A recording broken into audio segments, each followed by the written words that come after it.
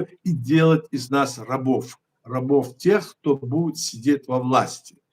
Вот такая ситуация.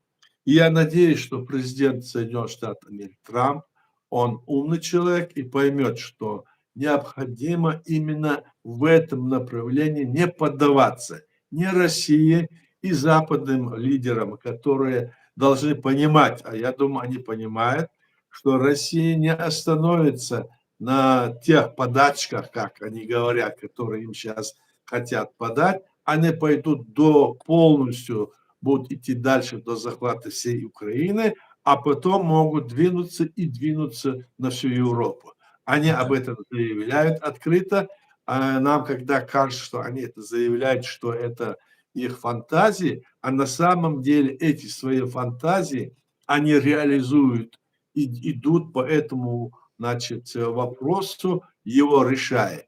Так они делали и у нас, и так происходит и сегодня.